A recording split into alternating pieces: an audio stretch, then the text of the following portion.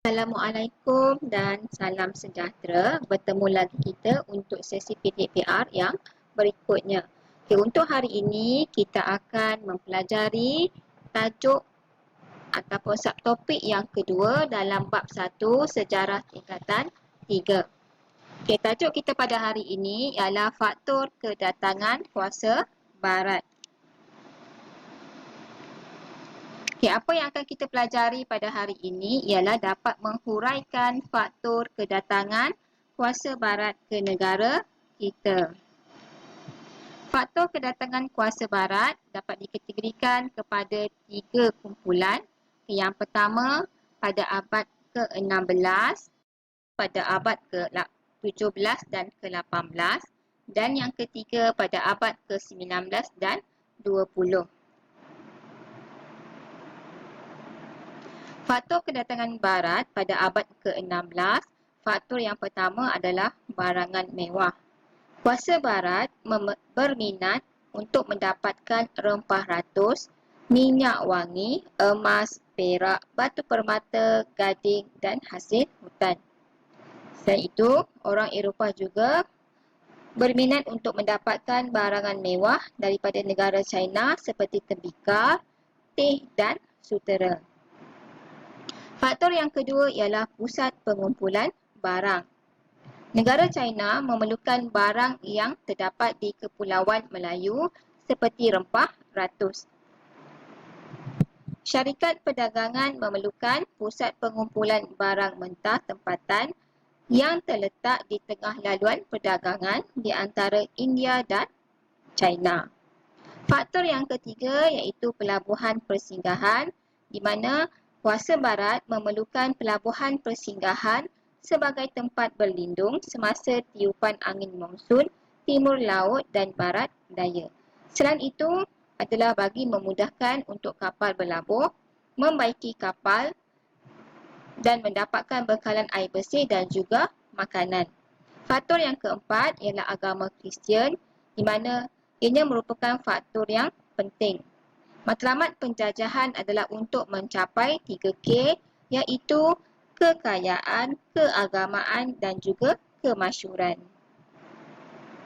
Faktor kedatangan barat pada abad ke-17 dan ke-18 iaitu revolusi perindustrian di mana kuasa barat perlu mencari pusat dagangan. Oleh yang demikian, mereka perlu untuk menguasai tanah jajahan bagi mendapatkan bahan mentah bagi kilang perusahaan. Selain itu, kawasan pasaran yang luas diperlukan supaya keuntungan dapat diperolehi dengan maksimum. Faktor kedatangan barat pada abad ke-18 dan ke-20, faktor yang pertama ialah perkembangan industri kereta di mana penciptaan tayar meningkatkan permintaan getah asli dan getah asli juga diperlukan sebagai penebat barangan elektrik. Faktor yang kedua ialah kekayaan tanah dan hasil bumi. Tanah yang subur dan iklim yang sesuai untuk tanaman berorientasikan ekspor sebagai contoh getah. Kekayaan hasil bumi seperti biji timah, emas, petroleum dan sebagainya. Faktor yang ketiga ialah industri mengetin di mana di Amerika Syarikat memerlukan biji timah untuk mengetin makanan, mengetin minuman dan membuat bumbung. Kesannya harga biji timah melambung tinggi. Faktor yang keempat ialah pembukaan terusan Suez di mana ia dapat menghubungkan pelabuhan Said di lautan Mediterranean dan Suez di laut Sungai Merah. Ini akan dapat mempercepatkan urusan perdagangan.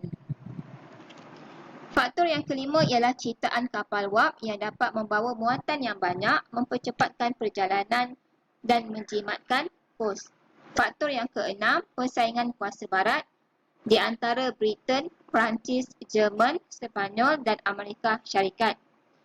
Ini kerana mereka beranggapan semakin luas kawasan tanah jajahan, semakin tinggi sanjungan.